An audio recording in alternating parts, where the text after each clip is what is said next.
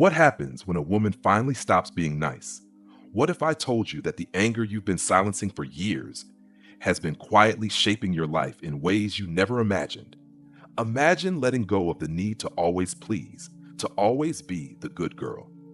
What if your true self, raw, unfiltered, was waiting to break free? You've been there before. Maybe not yesterday, maybe not in a way that left scars, but somewhere, sometime, you felt it. That tightness in your chest, the slow heat rising behind your eyes, your heartbeat racing with words you never said. You've been in a situation, maybe it was an argument, maybe a quiet social scene where someone says things subtle, sharp, humiliating, and for a brief moment, everything inside of you flares up with a truth you know deep down. You know what you want to say. You know exactly how to defend yourself, how to unleash everything you've kept locked inside. But then something happens. You pause. You hesitate. Because deep down, there's a voice that isn't yours, one that whispers, if you explode, you'll be the problem. If you raise your voice, you'll be the one they call crazy. If you show your anger, they won't see what's really going on. They'll just see the mess. So you swallow it. You adjust your tone, soften your words, maybe even smile, and stay calm. Because being calm is the only way to be believed. Maybe later you cry in the bathroom, or curse yourself in the mirror, or lay awake at night, replaying the whole thing, thinking of all the better things you should have said. But the moment passes, and that anger, the one that was yours, you swallowed it. Like you always do. You tell yourself it's not worth it, that you were being mature, graceful, composed. But part of you wonders, what if? What would have happened if you had let it out? What if you hadn't played the part of the reasonable woman? What if you hadn't been the good girl? And here's the truth you need to hear. You weren't wrong for feeling what you felt. You weren't dramatic. You weren't too sensitive. You were just taught that anger is dangerous, especially yours. Because when a woman gets angry, the world doesn't ask, what happened to her? No, it asks, what's wrong with her? So you learn to hold it in, to package your pain in politeness. You learn to protect others from your fire, even when they were the ones who lit it. This isn't weakness. This isn't you failing to stand up for yourself. This is conditioning. This is survival. This is what happens when you grow up in a world that tells you, be likable, be nice, be quiet. Over and over again. But silence isn't peace. Smiling isn't healing. And that rage you buried, it didn't disappear. It's still there, waiting, still burning beneath the surface, still yours. And the question you've probably asked yourself, the one that echoes in those quiet, aching moments alone, is simple. What would happen if I stopped being good and finally let myself be real? Here's the painful part. It didn't start with some dramatic betrayal. It didn't take trauma or violence to teach you to silence yourself. It started in small, almost invisible ways, tiny moments, simple phrases, looks, expectations. You weren't born afraid of your voice. You were trained to distrust it. It started when you were still a child. You probably don't even remember the first time it happened. Maybe you were just being loud, excited, passionate, and someone told you to calm down. Maybe you were upset and tried to explain, but your tears were called a tantrum. Or maybe you were angry about something real, something unfair, and instead of being asked why, you were told to stop being difficult, to smile, to be nice, to let it go. And you did, because you wanted to be good. You wanted to be loved. Somewhere deep down, without even realizing it, you started to believe that approval came with a price, that love was earned by shrinking, that acceptance was only given to girls who didn't take up too much space. You didn't stop feeling anger, you just stopped letting it show. And with every moment you silenced yourself, that anger went somewhere else. It didn't disappear. It sank, folded inward. It became quiet resentment. It became shame. It became the voice in your head that says, don't overreact, don't make it worse, don't be that girl. You were praised for being well behaved, for not talking back, for letting things slide. And maybe at the time that praise felt good. Maybe it still does. But now here you are, exhausted, stretched thin, and wondering why you feel so far away from who you really are. The truth is, you didn't lose your voice. It was slowly trained out of you. So you became adaptable, pleasant, accommodating. You learned how to sense the mood in the room and adjust accordingly. You avoided conflict, not because you were weak, but because you were raised to believe that harmony matters more than honesty, that being kind matters more than being real. And the cost of all this, it's subtle but devastating, because you didn't just disconnect from your anger. You disconnected from your instincts, from your power, from your boundaries. You stopped trusting the part of you that knows when something's not right. And now, maybe you can't even tell the difference between discomfort and danger, between being nice and being numb. This is where it all begins. Not with malice, but with a girl learning that silence is safer than truth. What happens to the anger that doesn't get to be expressed? What happens when you bite your tongue so often it becomes instinct? When you smooth things over so many times that you forget what you actually wanted to say? It doesn't disappear. It transforms. For many women, it turns into something far more difficult to name: anxiety.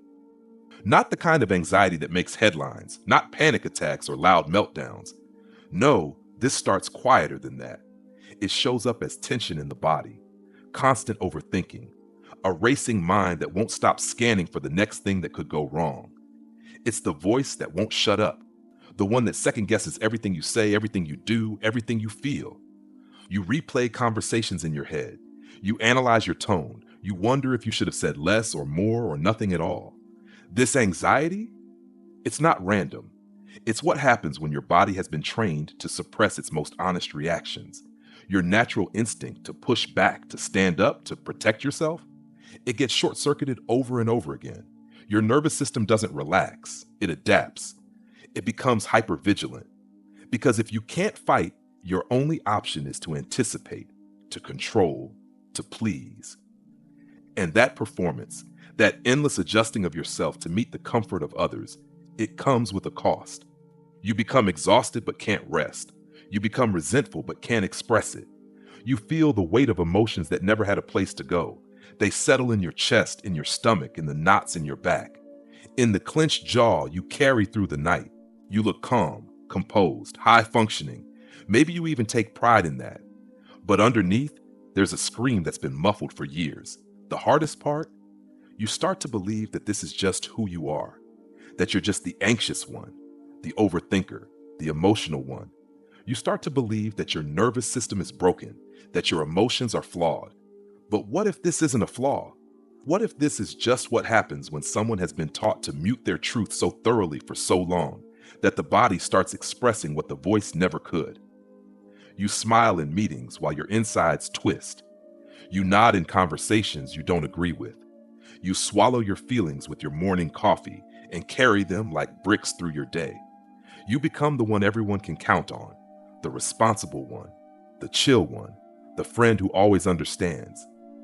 But no one sees what happens when the door closes, the silence that's too loud, the breakdowns that come with no warning, the numbness that creeps in when you've been too strong for too long. You're not unstable, you're unexpressed. You're full of emotions that were never allowed to see the light. And so they find other ways to move through you, as tension, as burnout, as shutdown, as that crushing anxiety that makes you question your own reality. Even when something in your gut is screaming that you're right to be angry, that you're right to be tired, that you're right to want more. This is not just anxiety, it's anger reshaped into something more acceptable, more feminine, more quiet. But just because it's quiet doesn't mean it's not screaming. And if this isn't just anxiety, if this is something deeper, older, angrier, then why can't we name it? Why is it still so hard to say, I'm angry, without immediately following it with guilt or apology? Psychologist Harriet Lerner spent years exploring that question in her groundbreaking book, The Dance of Anger. She called out what so many women feel but have no words for, that we are not taught how to use anger. We are taught to fear it, not just in others, but in ourselves. Lerner noticed something essential.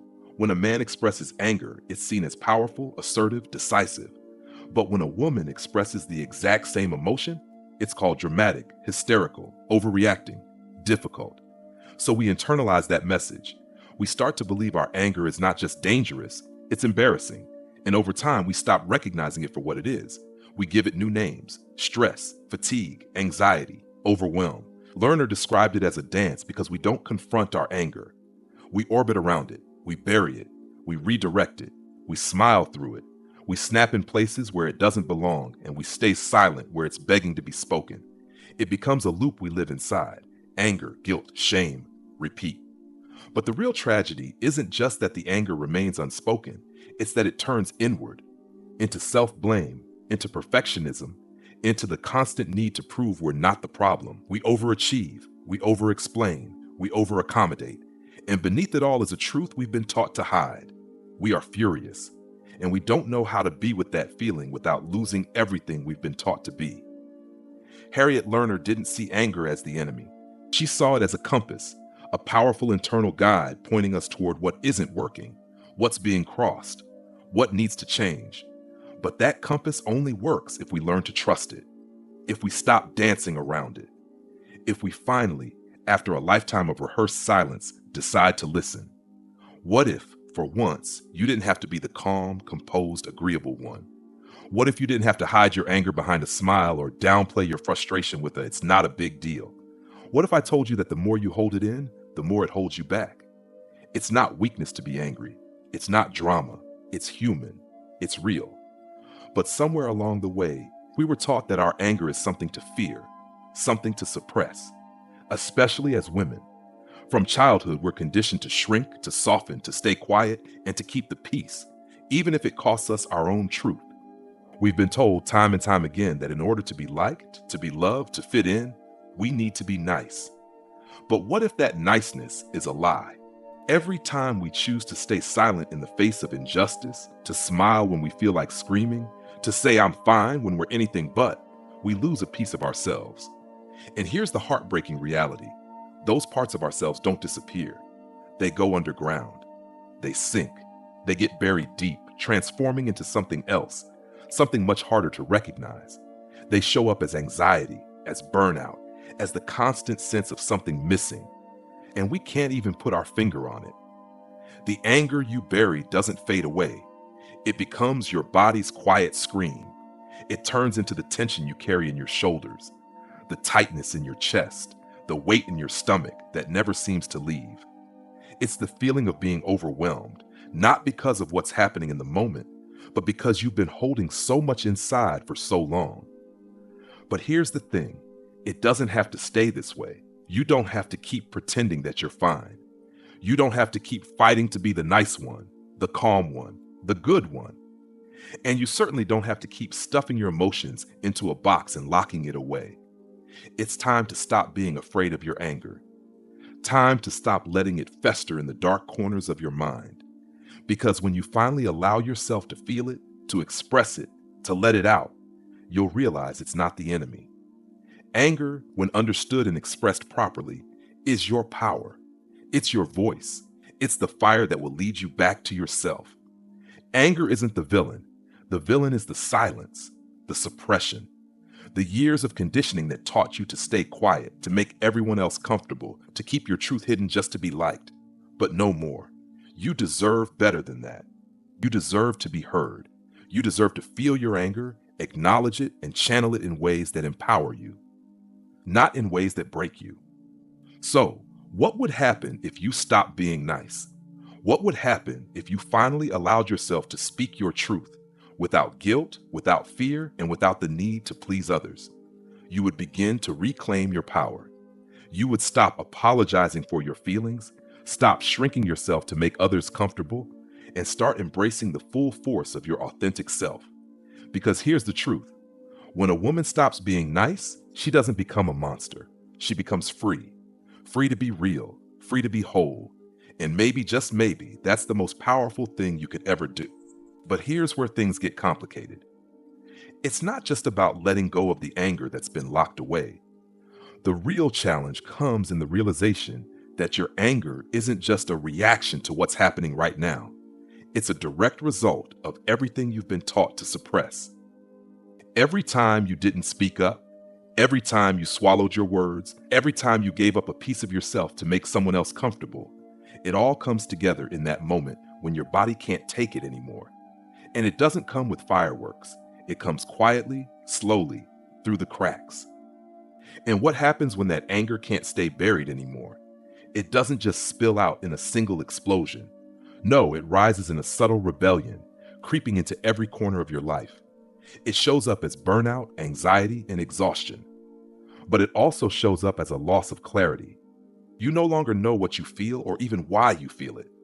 You start second guessing yourself constantly. Is this what I want? Is this how I'm supposed to feel? Am I overreacting? You question your every move, every decision. And because you've spent so long suppressing your voice, you lose touch with the very thing that could set you free: your instincts, your gut. You've become a version of yourself that fits into the mold society expects. You've perfected the art of being the easy to love woman, the one who makes everyone feel comfortable, the one who never causes a scene. But deep down, you're disconnected from the woman you were meant to be. You stop trusting yourself, your feelings, and your boundaries. And at that point, it doesn't matter how many times people call you strong or composed. You're not being true to yourself. You're just performing. And that's where the true damage is done.